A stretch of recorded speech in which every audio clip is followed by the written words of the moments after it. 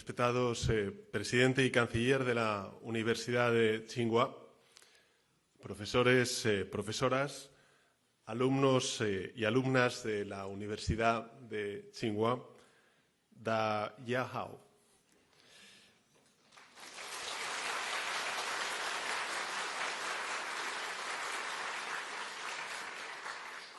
Es un verdadero honor estar en este templo del saber, un referente global de docencia e investigación, un lugar en el que los seres humanos exploramos los límites de la ciencia y de nuestra imaginación.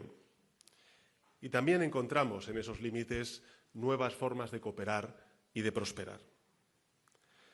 Permítanme comenzar hablando precisamente de eso, de ciencia y también de imaginación, con una historia que ocurrió no muy lejos de aquí, hace más de 4 siglos. En 1583, un jesuita italiano llamado Matteo Ricci llegó a China. En su austero equipaje traía consigo algunos libros, un astrolabio y un mapa del mundo. Era un mapa europeo, correcto en sus proporciones, muy avanzado en el nivel del detalle, pero sesgado en su perspectiva. Porque lo que hacía era mostrar el mundo tal y como Occidente lo veía, con Europa en el centro y Asia en su margen derecho, en los confines de la Tierra. Al verlo, los cartógrafos de la corte imperial le preguntaron al jesuita por qué aparecía China en aquel extremo del mapa. Y el sabio europeo comprendió por primera vez que el mar Mediterráneo era el centro de su mundo, pero no del de otros. Cada mundo tenía su centro y por eso Matteo Ricci rehizo por completo su mapa. Esta vez usando como eje el Océano Pacífico y capturando en él a todo el continente euroasiático. Han pasado más de 400 años de aquello, más de 400 años. Pero todavía hay, por desgracia, gente que sigue viendo el mundo como aparecía en ese primer mapa, distorsionado por Ricci. Y digo distorsionado porque yo sé que el mundo no era así. Sé que en 1583 China era ya una gran potencia, que representaba una cuarta parte de la población y del PIB global, que comerciaba con medio planeta y que lideraba la ciencia y la tecnología en muchos ámbitos. Lo sé porque por aquel entonces España, como bien nos ha recordado el presidente de la universidad, también era un gran imperio. Un imperio que intercambiaba materias primas, bienes manufacturados con la dinastía Ming a través del corredor de Manila y que surcaba los océanos con brújulas magnéticas, con mosquetes, con timones de codaste, en definitiva con tecnologías, todas estas de origen chino. La España de entonces conocía de la grandeza de China. Sabía que Beijing no era la periferia del mundo, sino uno de sus centros. Y la España actual también lo sabe. Sabe que China está reconstruyendo su grandeza, que es ya el primer exportador de bienes de todo el planeta y el cuarto en servicios. Que la industria china y su ciencia está transformando la lucha contra el calentamiento global y también reduciendo la pobreza. Y que como tal, China está llamada a jugar un papel esencial en el futuro del mundo. Por eso, para mí, querido presidente, profesores y profesoras, es un auténtico honor el poder dirigirme a este centro de pensamiento como español y también como europeo. Hay quienes se obstinan en interpretar la realidad en clave de suma cero, en narrar el crecimiento de unos como una pérdida para el resto, o en argumentar que profundizar determinadas relaciones implica renunciar a otras. Pero yo creo que esta lectura no es solo equivocada, es también peligrosa, por inmovilista, porque nos convierte en prisioneros del pasado y limita las posibilidades que nos ofrece el futuro, porque incurre en el error de asumir que el mundo que vemos en los mapas antiguos es el único mundo posible. Y en mi opinión, lo que está ocurriendo hoy en día no es un trasvase de hegemonías, es una multiplicación de polos, no solo de poder, sino también de prosperidad.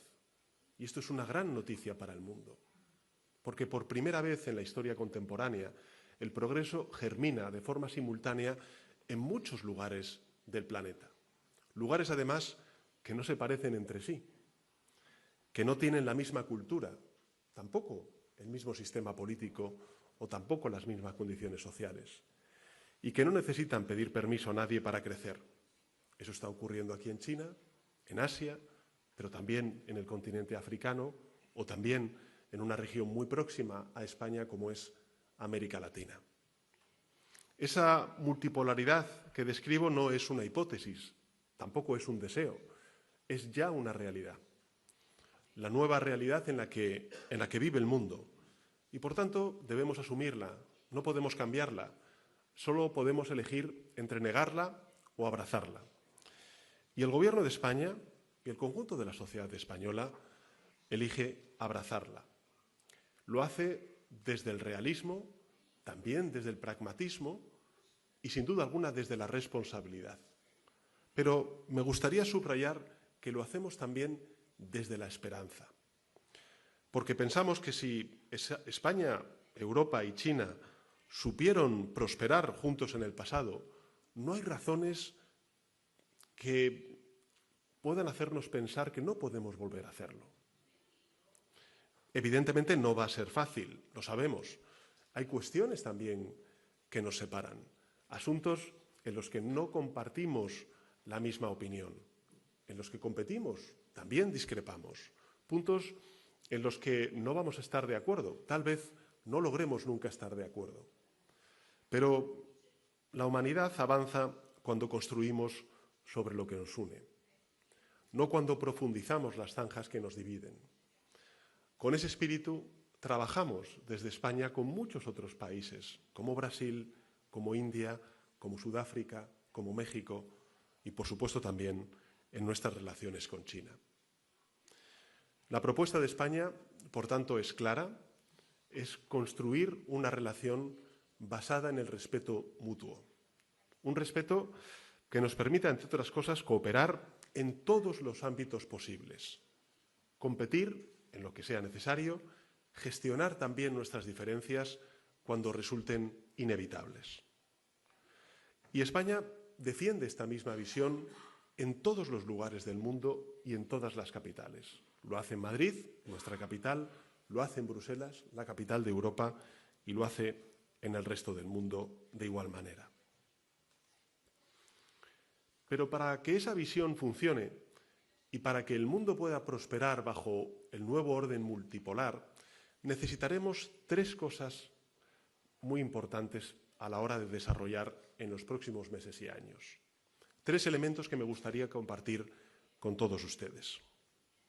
El primero es que no es posible una multipolaridad eficiente sin un multilateralismo reforzado. Hay quienes creen que el sistema multilateral está muerto. Estamos viendo, por desgracia, muchos casos en los medios de comunicación de crisis, de guerras que están sucediendo en el mundo. Piensan que efectivamente ese mundo multilateral está muerto, que es pasado. Y yo quiero decir aquí que discrepo profundamente de ese análisis. Lo hago enérgicamente. Yo pienso que los instrumentos de gobernanza global funcionaron en el siglo XX y que son hoy más necesarios que nunca, que las reglas de cooperación transfronteriza son las únicas herramientas que nos van a permitir a todos, a la humanidad, superar desafíos globales tan importantes como la emergencia climática o la desigualdad. Yo creo que el mundo multipolar necesita un sistema multilateral robusto, no para imponer una visión única, sino para convertir el crisol de nuestras miradas en una fortaleza para toda la humanidad. No para acabar con nuestras diferencias, sino para lidiar con ellas de forma pacífica, con respeto. Porque la multipolaridad sin reglas conduce a la rivalidad. Y de la rivalidad solo surgen guerras, conflictos comerciales y ruina. Por eso, desde España, llamamos a una renovación profunda de la arquitectura multilateral. Hay que hacerla más eficiente, más transparente, más responsable y también más inclusiva y plural. Porque si el multilateralismo quiere seguir siendo útil, tiene que cambiar y reflejar mejor los equilibrios de poder y las sensibilidades del mundo actual. No podemos permitir que el pasado asfixie el futuro de los organismos multilaterales. Por eso pienso que Occidente debe renunciar a parte de sus cuotas de representación en favor de la estabilidad global y la confianza de los países del sur. Por eso pienso que debemos transformar cuanto antes las Naciones Unidas con una Asamblea General mucho más fuerte, con un Consejo de Seguridad más representativo y con un sistema de toma de decisiones más democrático en el que todas las regiones tengan de verdad voz y voto. Y las potencias medias pueden jugar además un papel aglutinador y armonizador, que es lo que se espera de ellas. Y también desde España pensamos que sería bueno que por primera vez en la historia una mujer liderara la Secretaría General de Naciones Unidas. El segundo elemento que necesitaría compartir con todos ustedes es que ese nuevo orden multipolar debe funcionar y debe hacerlo con unas relaciones comerciales que sean equilibradas y recíprocas. No podemos pasar del desequilibrio del siglo XX a otro distinto en el siglo XXI. Y para que ese desarrollo sea estable, sostenible, sano, el orden multipolar necesitará una economía más horizontal y más justa, en el que no haya regiones perdedoras y otras ganadoras, sino cadenas de suministro realmente globales que creen empleo, riqueza en todas las latitudes del planeta y compartan las externalidades negativas de forma proporcionada. ¿Por qué digo esto? Porque la Unión Europea está haciendo su parte. Se puede discutir si lo hace con mayor o menor rapidez, con dificultades, sin duda alguna. Lo reconozco, pero está haciendo su parte. Solo en la última década hemos firmado acuerdos comerciales con 25 países. Hemos incrementado en un 80% nuestras importaciones del llamado sur global. Y hemos creado más de 25 millones de puestos de trabajo anuales fuera de nuestras fronteras. Necesitamos que China haga lo mismo, que se abra para que Europa no tenga que cerrarse, que nos ayude a corregir el actual déficit comercial que tenemos con ella, un déficit que no es equilibrado, que creció nuevamente un 18% solo el año pasado y que resulta insostenible para nuestras sociedades en el medio y en el largo plazo. Y es insostenible por los movimientos aislacionistas que alimenta y por los agravios y el dolor social que provoca. Para que se hagan una idea, nuestro déficit comercial con China supone ya el 74% del déficit total de nuestro país. Por tanto, creo que es importante que lo corrijamos, que cooperemos y que construyamos conjuntamente una economía globalizada, equilibrada, que genere prosperidad compartida. El tercer elemento que necesitaremos para que el orden multipolar funcione es una mayor implicación por parte de las grandes potencias y las medianas potencias en la gestión y la provisión de lo que los académicos llaman los bienes públicos globales. Por ejemplo, la lucha contra el cambio climático, la seguridad, la defensa, la lucha contra la desigualdad. En definitiva, potencias emergentes, potencias consolidadas, debemos proveer esos bienes públicos globales. El tamaño no solo implica poder, también conlleva una responsabilidad que no se puede delegar. Porque los grandes problemas del siglo XXI no necesitan visado, cruzan fronteras y son de todos. Pienso, por ejemplo, en la lucha contra el cambio climático o en los desafíos que provoca la salud global, en el desarrollo de una inteligencia artificial responsable, en el control del armamento nuclear, en la erradicación de la pobreza y en la salvaguarda, como he dicho antes, de la salud global. Ámbitos estos últimos en los que la financiación ha caído un 23% en este último año. Un 23%. Sin la colaboración de las grandes potencias y, por supuesto, también China, estos objetivos no son difíciles, son sencillamente inalcanzables. Sé que China es plenamente consciente y está haciendo mucho, y lo celebro, pero creo que China puede hacer más. Por ejemplo, exigiendo, como está haciendo, que el derecho internacional se cumpla y cesen los conflictos en el Líbano, en Irán, en Gaza, en Cisjordania y también en Ucrania. Porque el derecho internacional es la base de todo. Compartiendo su tecnología con los países más desfavorecidos, condonando deuda, contribuyendo a la financiación del sistema mediante la participación en procesos de canje. Naturalmente, Europa también tendrá que redoblar sus esfuerzos, sobre todo ahora que Estados Unidos ha decidido retirarse de muchos de estos frentes. La contribución de Europa es y será esencial y, por tanto, les pido humildemente que también ustedes lo vean así, que no incurran en el error de Matteo Ricci y os dejen engañar por los mapas, porque Europa puede parecer pequeña en un mapa mundi, pero en realidad es todo lo contrario. Los datos son estos. La Unión Europea es, en este momento, el mayor bloque comercial del mundo y la segunda mayor economía. Es también el primer receptor de inversión extranjera directa. Es el segundo ecosistema más innovador. Tiene también población cualificada. Es la segunda economía más productiva del planeta y la primera en niveles de satisfacción vital, de cohesión social y de bienestar. Con esto no quiero presumir de nada, ni ocultar muchas de nuestras carencias, que las tenemos. Con esto lo que quiero decir es que Europa es un actor clave en la estabilidad, en la prosperidad y en la paz del mundo. Y que sin una Europa unida y, por tanto, fragmentada, no puede haber ni habrá un orden internacional estable, ni un futuro próspero para la humanidad, como tampoco podrá haberlo sin la participación de este gran país que es China. Por eso estamos llamados a entendernos y a cooperar. Estimados profesores, alumnos, concluyo ya.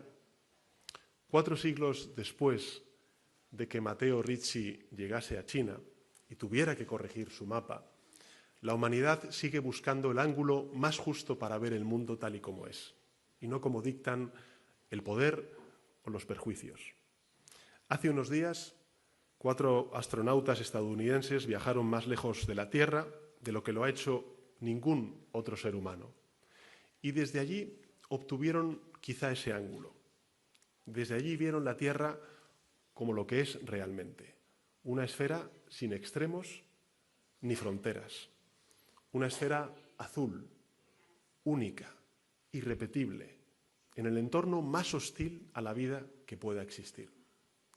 Los humanos somos el resultado de ese milagro, tal vez el único en el universo. Y por tanto nuestro deber es entendernos y cooperar para hacer que ese milagro siga prosperando. Muchas gracias, Xi Xie.